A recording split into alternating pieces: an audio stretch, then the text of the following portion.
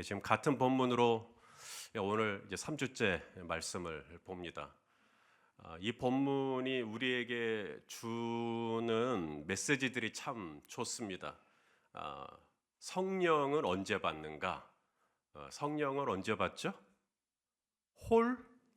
홀련히, 홀련히 받습니다.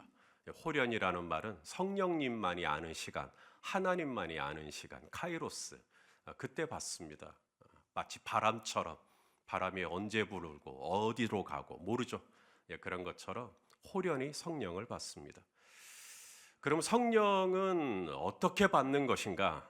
믿음이 있어야 성령을 받는 게 아니라 성령을 받아야 믿음이 생깁니다.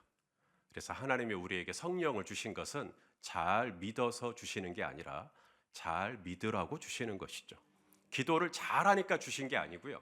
기도 잘 하라고 주신 것입니다. 자, 그러면 오늘 이제 같은 본문으로 이제 마지막으로 함께 살펴볼 메시지는 뭐냐면, 성령을 받으면 뭐 어떻게 되는가? 성령을 받으면 뭐가 달라지는가? 성령의 열매에 대한 말씀입니다.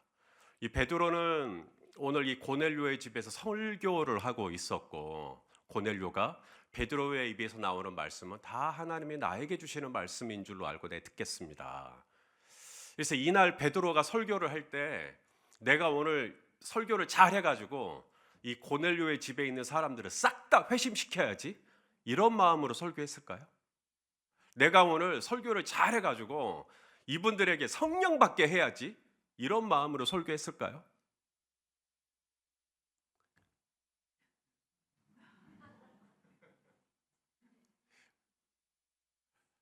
당신의 입에서 나오는 말씀은 다 하나님이 나에게 주시는 말씀으로 받겠다. 이 고넬료 앞에서 베드로가 이제 무슨 말을 해도 되는 겁니다. 로마의 역사를 이야기하겠습니까? 로마의 정치를 얘기하겠습니까? 로마의 경제를 얘기하겠습니까? 무슨 얘기를 해도 하나님의 말씀으로 듣겠다는데, 이렇게나 마음이 열려 있는데 베드로는 복음을 전합니다. 예수 그리스도의 복음을 전하죠. 예수 그리스도의 복음을 전하는데 역사가 나타나 버린 겁니다. 여러분, 복음에는 역사가 있습니다. 복음은 모든 믿는 자들에게 구원을 주시는 하나님의 능력이 나타나는 줄로 믿습니다. 이게 될까 싶지만 복음은 살아있고 활력이 있기 때문에 예수님이 그리스도이십니다.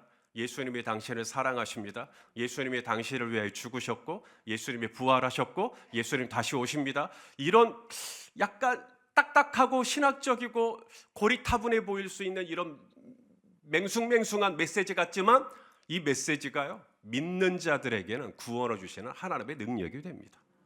성령이 내려와 버린 겁니다. 하나님의 영이 내려와 버린 거죠, 그 현장에. 자, 우리 본문 말씀이죠. 45절 말씀을 같이 읽겠습니다. 시작. 베드로와 함께 온 할례 받은 신자들이 이방인들에게도 성령 부어주심으로 말미암아 놀라니. 쇼킹을 받은 겁니다. 왜 놀랬을까요? 예상한 적이 없기 때문입니다. 본인이 그렇게 메시지를 전하고 정말로 성령이 이렇게나 홀연히 갑자기 내려오실 줄을 몰랐던 것입니다. 하지만 누구도 의심하지 않아. 이건 성령의 역사다. 왜냐하면 지금 이방인들이 성령을 받고 무슨 일을 하고 있냐면 방언을 하고, 그 다음에 뭐예요? 방언을 하고 하나님의 높임을 들었다고 했습니다. 우리 46절 읽어보죠. 시작. 이는 방언을 말하며 하나님 높임을 들음이로라. 본인들하고 똑같은 경험을 지금 이방인들이 하고 있는 걸 보고 있는 것이죠. 본인들도 성령 받고 방언했고, 본인들도 성령 받고 하나님을 높이기 시작했기 때문에 지금 이 고넬료의 집에 임한 이건 성령의 역사다라고 의심하지 못하는 것입니다. 성령이 임하면 어떻게 되느냐고요? 성령이 임하면 하나님을 높이기 시작합니다. 성령의 역사가 아니면 하나님을 높일 수가 없습니다. 여러분, 마귀가 하나님 높일 수 있을까요? 마귀가 하나님을 찬양할 수 있을까요? 마귀가 기도할 수 있을까요? 불가능합니다. 오직 하나님의 영, 성령이 아니고는 하나님을 찬양할 수가 없고, 성령이 아니고는 하나님께 기도할 수가 없고, 성령이 아니고는 지금 이 메시지가 여러분 귀에 잘 들리고 계시나요? 이 메시지가 여러분의 귀에 들리고 여러분의 마음에 와 닿고, 이 메시지 때문에, 말씀 때문에 여러분의 영혼이 뭔가 새 힘이 생기고, 여러분 그거 우연히 일어나는 일 아니고, 제가 사람의 말과 지혜로 여러분을 감동시켜서 된 일이 아니고, 오직 하나님의 영이 아니고는 하나님을 높이는 역사가 일어날 수가 없습니다. 우리 고린도전서 12장 3절 말씀을 읽어보죠. 시작. 그러므로 내가 너희에게 알리노니 하나님의 영으로 말하는 자는 누구든지 예수를 저주할 자라 하지 아니하고 또 성령으로 아니하고는 누구든지 예수를 주시라. 높이는 거죠. 예수를 주님이시다. 예수님은 주님이십니다. 예수님은 왕이십니다. 이럴 수가 없어요. 성령이 아니고서는. 하나님을 찬양할 때 왜 이리 내 마음이 뜨거운지, 하나님을 찬양할 때 왜 이리 내 마음이 감사가 터지는지, 그냥 손이 절로 올라가요. 눈이 절로 감겨져요. 감격이 되니까요. 그 사랑 얼마나 아름다운지, 그 사랑 얼마나 나를 감격하게 하는지. 기도할 때 왜 그렇게 눈물이 나는지요. 아버지 이름만 불러도 내 영혼에 진동이 느껴져요. 눈물이 뚝뚝 떨어져요. 말씀을 읽고 싶어요. 말씀을 더 알고 싶어요. 말씀을 가까이 하고 싶어요. 말씀이 막 생각나요. 말씀이 생각나고, 말씀을 묵상하고 싶고, 말씀을 막 필사하고 싶고, 말씀을 막 외우고 싶고.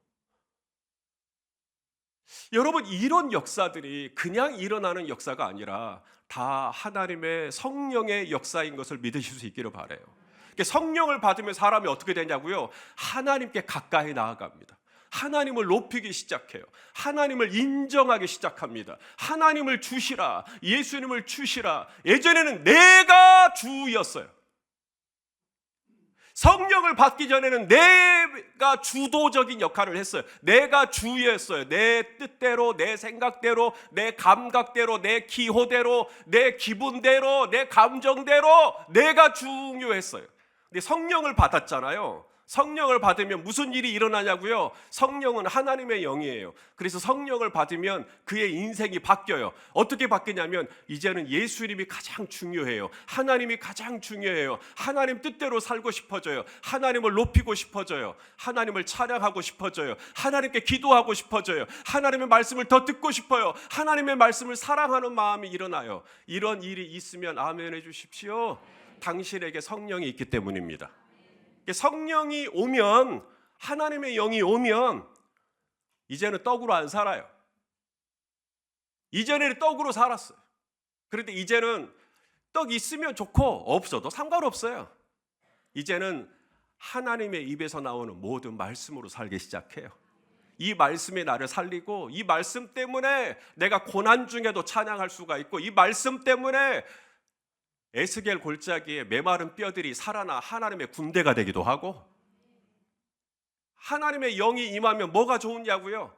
하나님의 성령이 임하면 비로소 하나님이 나의 주, 예수님이 나의 주, 그래서 하나님을 높이기 시작하는 것이죠. 성령을 받으면 또 어떻게 될까요? 성령을 받으면요, 하나님을 높이지만 동시에 하나님의 몸된, 예수님의 몸이잖아요. 교회가 예수님의 몸된 교회를 사랑하게 돼요. 성령을 받았는데 막 교회를 해쳐. 성령을 받았는데 교회를 막 힘들게 해. 성령을 받았다고는 하는데 공동체를 막 해방해요.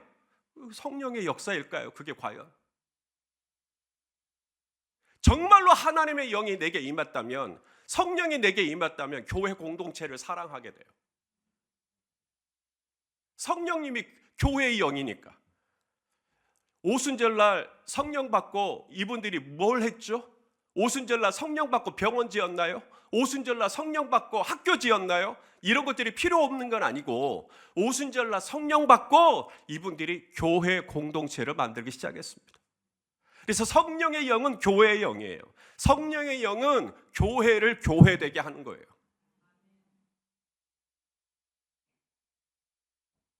교회가 교회되려면 노회가 있어야 됩니다. 노회 안에 교회들이 모여 있어요. 그래서 연립배달교회에도 노회가 있습니다. 노회에 소속되어 있어요. 그리고 그 노회는 또 교단에 소속되어 있습니다. 그래서 교단 밑에 노회가 있고 노회 밑에 교회가 있어요. 그래서 연립배달교회가 교회냐? 예, 교회다. 그러면 소속 증명서 내놔라. 교단 소속 증명서, 노회 소속 증명서, 사무실 가면 다 있습니다. 그런데 교회가 교회되려면 그런 노회나 교단에 소속된 증명서가 교회를 교회되게 하는 게 아니라, 교회를 교회되게 하는 것은 그 안에 하나님의 생기, 하나님의 영, 성령이 있으면 교회요. 성령이 없으면 교회라는 이름만 있는 명목상의 교회일 뿐입니다. 오늘 고넬료의 집에 성령이 임했어요. 거기 집이에요. 근데 성령이 임했어요. 그럼 거기가 교회가 되는 거예요, 이제. 저희가 교회가 되기 때문에 오늘 베드로가 이제 여기가 교회니까, 성령이 임했으니까 여기가 교회니까 바로 세례를 베풀자고 합니다. 세례는 교회에서 받는 것인데 여기가 집이니까, 여기가 성령이 임했으니까 여기 우리 성령을 세례를 베풀자라고 말하죠. 자, 47절 48절 같이 읽겠습니다. 시작. 이에 베드로가 이르되 이 사람들이 우리와 같이 성령을 받았으니 누가 능히 물로 세례 베풀물 그 말이요 하고 명하여 예수 그리스도의 이름으로 세례를 베풀라 하니라. 성령을 받았어요. 성령 세례를 받은 거죠. 성령을 받고 나니까 이제 우리 물 세례, 물로도 세례를 베풀자. 세례는 뭐냐? 세례는 사인이에요. 표식이에요. 어떤 표식이냐면 이제 교회가 되었다. 당신은 이제 예수 그리스도의 교회가 되었다. 나도 교회인데 당신도 교회고 이제 우리가 함께 교회가 되었다라고 하는 표식으로 세례를 받는 것입니다. 자, 갈라디아 3장 27절 28절 이게 세례예요. 읽어보죠. 시작. 누구든지 그리스도와 합하기 위하여 세례를 받은 자는 그리스도로 옷 입었느니라. 너희는 유대인이든지 헬라인이든지 종이든지 자유인이든지 남자든지 여자든지 이제 세례를 받았으면 다 그리스도 예수 안에서 하나이니라. 할렐루야. 이게 세례예요. 당신과 나는 이제 하나다. 그게 세례예요. 그리스도 안에서 이제 나도 당신도 우리 다 한 형제입니다. 이제 우리 한 가족이에요. 이제 우리 한 교회예요. 그걸 표식하는 게 바로 세례입니다. 이건 실로 파격적인 일이에요. 왜냐하면 이방인들에게 세례를 준 일이 이전에 없었어요. 오늘 베드로는 이전에 누가 했던 걸 반복하는 게 아니라 지금 교회 역사에서 처음으로 이방인들에게 세례를 주고 있는 것입니다. 그것도 교회가 아니라 집에서. 이건 파격적인 일이에요. 역사적인 일이에요. 그래서 나중에 베드로가 예루살렘 교회로 돌아가거든요. 예루살렘 교회로 돌아갔을 때 예루살렘 교회에 있던 몇몇 사도들이 시비를 걸어요. 왜 이방인들에게 세례를 주냐고. 실제로 문제가 드러납니다. 왜냐하면 어떤 교회 회의에서도 앞으로 우리 이방인들에게도 예수를 그리스도라고 하며 우리 세례 줍시다라고 하는 사도적인 합의가 이루어지지 않았습니다. 아직. 그건 사도행전 15장에 일어나요. 지금 10장이고요. 아직 그런 사도적인 합의도 이루어지지 않았는데 베드로가 먼저 나서서 우리 이들에게 세례 주자 하고는 세례를 줘버린 거죠. 최초의 일입니다. 아직 어떤 이방인들에게도 세례를 준 일이 없어요. 그런데 오늘 하나님이 이방인에게 성령을 주셨죠. 그러자 베드로가 이제는 하나님 막을 수 없다. 하나님이 이방인들에게도 성령을 주셨다. 그렇다면 우리 이방인들에게도 물로 세례 줘야지. 그래서 물로 세례를 줘버린 거죠. 물로 세례를 줬다라는 것은 단순한 종교 의식을 행했다는 얘기가 아니죠. 말씀드립니다. 이방인이에요. 고넬료예요. 로마의 백부장이에요. 그런데 말하는 겁니다. 당신과 나는 이제 하나. 유대인 중에 어느 누가 이방인하고 자기하고 하나래요. 그런데 오늘 베드로는 세례를 베품으로 말미암아 당신과 나는 이제 하나입니다. 이방인이지만 당신은 로마의 군대 장교고 전쟁 많이 했고 당신 손에 피가 많이 묻었고 사람 죽이기도 했고 당신 과거가 어떻든 이제 당신과 나는 그리스도 예수 안에서 하나입니다. 지금 그 얘기를 지금 하고 있는 거예요. 그 사건이에요. 지금 세례가.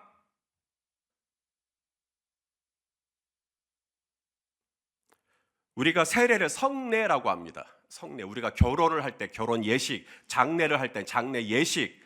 그런데 세례는 성례라고 합니다. 거룩한 예식, 성례. 교회에서 성례가 딱 두 가지가 있어요. 세례하고 성찬식입니다. 세례하고 성찬식이 왜 거룩한 예식이냐? 예수님이 이 두 가지를 하라고 했어요. 너희는 날마다 모여서 너희는 모일 때마다 나를 기억하고 성례를 해라. 그래서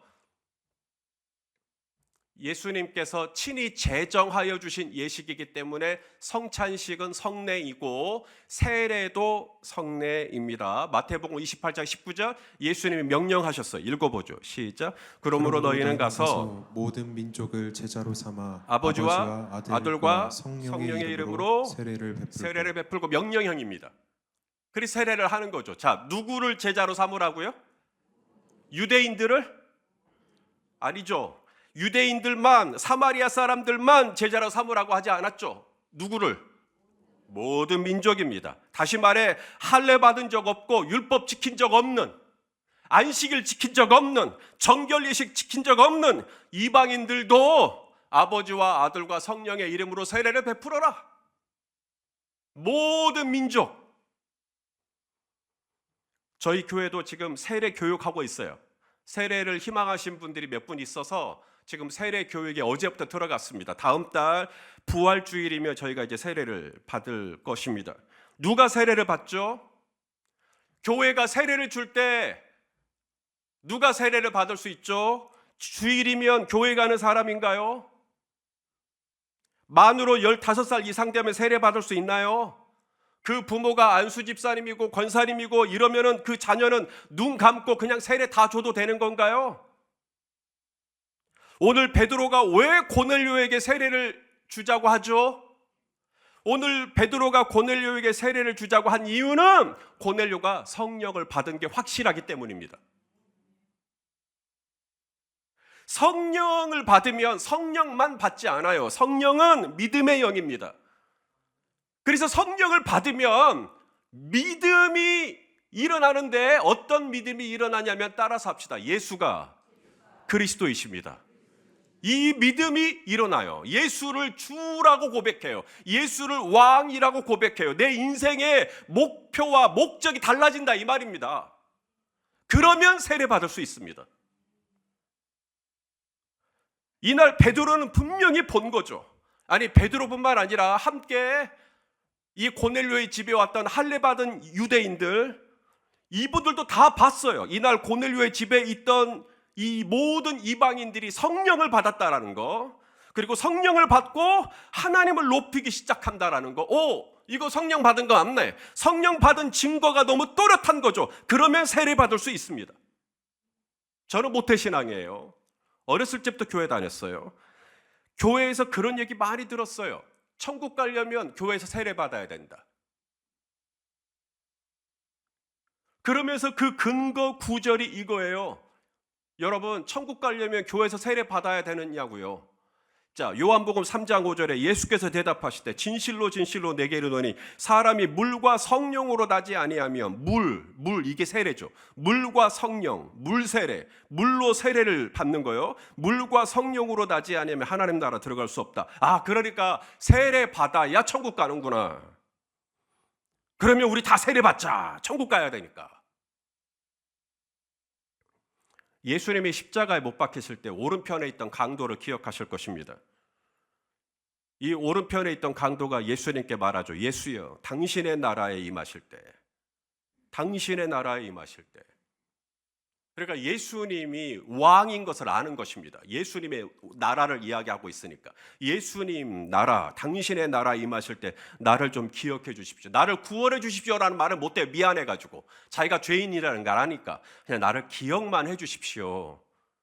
예수님은 바로 이 강도 안에 자신의 죄에 대한 아픈 마음, 회개하는 마음이 일어난 거 알고 있는 거죠. 그래서 예수님이 그 즉시 대답하십니다. 43절 읽어보죠. 시작. 예수께서 이르시되 내가 진실로 내게 이르노니 오늘 네가 나와 함께 낙원에 있으리라. 이날 십자가에 못 박혔는데 강도가 물 세례를 어떻게 받아요? 물로 세례 어떻게 받아요? 그런데 이 강도에게 하나님이 말씀하시죠. 네가 나와 함께 낙원에 있겠다. 구원받은 거죠. 그러므로 세례는 구원의 조건이 아닌 겁니다. 지난 시간 성령을 받을 때는 조건이 없다 그랬죠. 세례는 구원의 조건이 아니라 구원을 받았구나 이분이 진짜 구원받은 분이구나. 이분이 성령 받았네. 이분이 예수를 그리스도라고 고백하네. 이분이 예수님을 주시라고 고백하는구나 라고 하는 이 믿음을 확인하고 그 증거, 구원받은 증거로서 세례를 베푸는 겁니다. 그러니 이분이 세례를 받아야 구원을 받는 게 아니라 이분이 이미 구원을 받은 것을 세례로 증명하는 것이죠. 순서가 그렇게 돼 있어요. 세례를 받아야 하나님 나라 들어가는 게 아니라 이미 하나님 나라 들어갈 만큼의 충분한 믿음이 있음을 교회가 확증하고 그것을 확인하는 거예요. 지금 4주 동안의 교육이 그거예요. 이분 안에 정말로 세례를 받을 만한 믿음이 있는지 없는지를 확인하는 겁니다. 이분이 정말로 예수님을 그리스도라고 고백하는지 안 하는지를 보는 것이죠. 그래서 이분 안에 그 믿음이 확인되면 마지막 순서가 저랑 면접하는 거예요. 그래서 제가 이제 마지막 점검합니다. 이분이 정말로 예수를 그리스도로 고백하는지 아니면 죄송하지만 다음에 다시 받으라고 말합니다.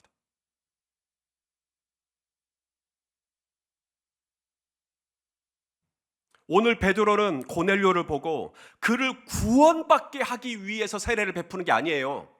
이미 고넬료는 구원을 받았어요. 성령을 받았잖아요.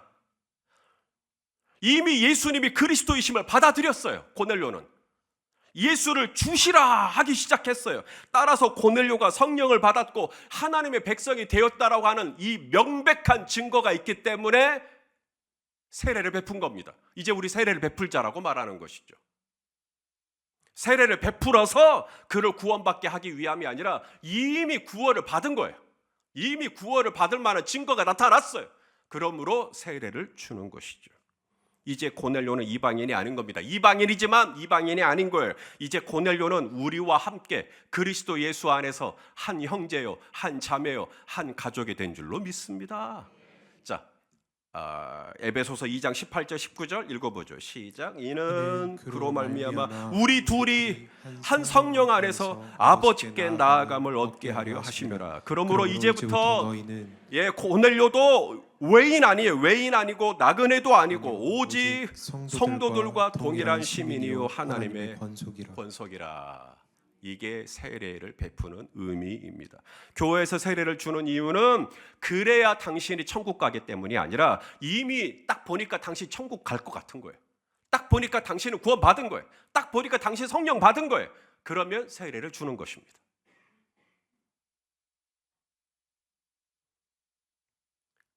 세례의 의미는 당신과 나는 남남이 아니다. 이제 우리는 그리스도 예수 안에서 한 피 받아 한 몸 이룬 한 형제요, 한 자매요, 하나님의 권속. 하나님의 권속이라는 말이 하나님의 패밀리, 하나님의 가족. 이제 우리 김기한 집사님하고 저는 한 가족이 되는 거죠. 이것을 확증하는, 당신과 나는 이제 한 가족입니다. 당신과 나는 이제 한 교회예요. 이것을 확증하는 의미로 교회에서 뭘 받는다고요? 세례. 초대교회 7 임직자 중에 한 명이었던 빌립, 제가 이제 습관처럼 빌립 집사라고 하기도 해요. 왜냐하면 성경의 번역이 집사라고 번역을 했기 때문에. 그래서 이 7 임직자 중에 한 명이었던 빌립이 이디오피아 내시에게 복음을 전하죠. 광야로 가라 그래가지고 광야로 갔더니 이 이디오피아 내시, 그 여왕 간다게를 섬기는 이 내시가 이제 마차를 타고 가는데 이제 빌립이 그걸 본 겁니다. 그래서 뭘 읽고 있느냐? 이사야 말씀을 읽고 있는 거예요. 근데 뭔 말인지 하나도 모르겠다는 거예요. 이사야에 있는 그 어린 양이 예수 그리스도인데, 그래서 빌립이 그 마차에 타가지고 예수 그리스도를 전하죠. 그러자 이 내시가 눈이 열려요. 그리고는 예수님이 그리스도인 것을 믿겠다는 거예요. 정말로 이분이 예수님이 그리스도인 걸 믿겠다는 거예요. 그러자 빌립이 마차를 세우죠. 마차를 잠깐 멈춰요. 그리고는 근처에 물을 찾아가 세례를 바로 베풀어 버립니다. 자, 36절 사도행전 8장 36절 38절 시작. 길 가다가 물 있는 곳에 이르러 그 내시가 말하되 보라 물이 있으니 내가 세례를 받음에 무슨 거리낌이 있느냐. 이에 명하여 수레를 멈추고 빌립과 내시가 둘 다 물에 내려가 빌립이 세례를 베풀고. 자, 세례를 받고 난 다음에 믿음이 생겼어요. 믿음이 생기고 나서 세례를 받았어요. 아시겠죠?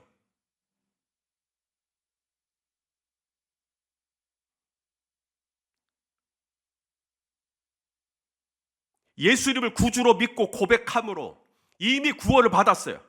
물로 세례를 받지 않아도 당신은 하나님 나라 갈 수 있어요. 당신은 낙원에 갈 수 있어요. 하지만 물로 세례를 주어 교회가 확증하는 거예요. 하나님, 이제 우리 권사님은, 아니 우리 집사님은 이제 우리와 남이 아닙니다. 이제 우리는 하나님 나라의 한 동일한 시민이고 우리는 하나님의 권속입니다 라고 하는 온 교회의 확증, 온 교회가 이것을 증명하고 온 교회가 이것을 인정하고 온 교회가 이것을 축하하고, 그게 세례예요. 그래서 세례는 교회의 축제예요.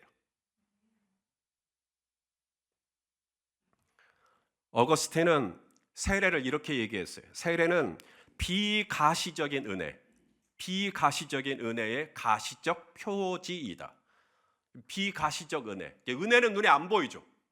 은혜는 눈에 안 보여요. 근데 눈에 보이지 않는 은혜가 눈으로 보이는 표지로 나타난 게 세례다.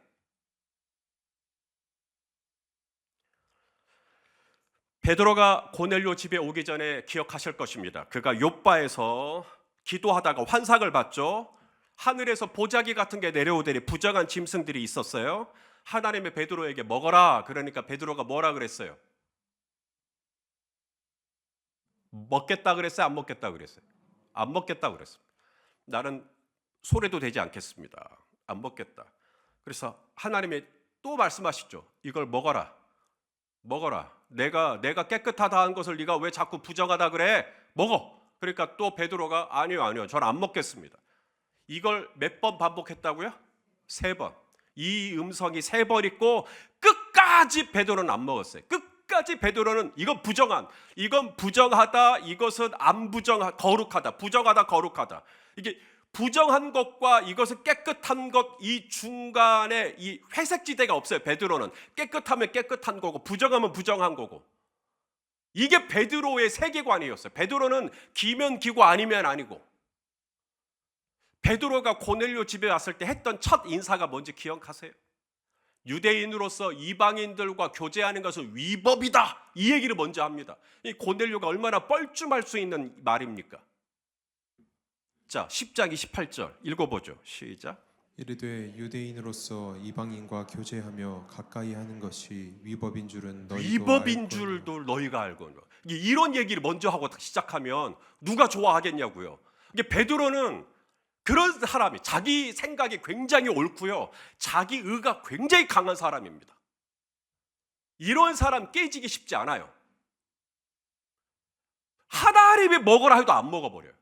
왜냐하면 자기 생각이 이건 부정한 거니까. 손 안 댑니다. 안 먹습니다. 안 합니다. 저 거기 안 갑니다. 이런 사람 고집불통이죠. 그런 베드로가 오늘 바뀌어요. 그런 베드로가, 이분들에게 우리 세례 줍시다. 베드로가 먼저 얘기합니다. 그리고 세례를 베풀어요. 그리고 고넬료가 세례 받고 난 다음에 베드로에게 뭐라 그러냐면 우리랑 조금 더 며칠 더 있죠. 그러니까 베드로가 이방인들하고 같이 교제하는 것은 위법인데 같이 며칠 있어버립니다. 자, 오늘 본문이 끝나는 마지막 48절 읽어봐요. 시작. 명하여 예수 그리스도의 이름으로 세례를 베풀라 하니라. 그들이 베드로에게 며칠 더 머물기를 청하니라. 베드로가 옛날에 엊그저께까지만 해도 베드로가 이런 베드로 아니었습니다. 베드로는 이방에 가까이 하지 않아요. 이방인들하고 가까이 교제하지도 않아요. 이방인들하고 섞지도 않아요, 말을. 그런 베드로가 바뀐 것이죠. 성령을 받으면 사람이 변하기 시작합니다. 전에는 자기 세계가 굉장히 견고했어요. 자기 주관이 굉장히 견고했어요. 하나님보다 내 주관이 더 강해요. 하나님은 먹으라 해도 나는 안 먹어요. 그만큼 나는 굉장히 센 사람이고, 내 생각이 옳다 하면은 나는 그냥 밀고 나가는 사람이고, 그런 베드로가 뒤집어집니다. 그런 베드로가 깨져요. 성령을 받으니까. 그래서 이날 성령을 받은 거 고넬료지만, 고넬료만 성령을 받은 게 아니라 베드로도 성령으로 충만해진 거예요.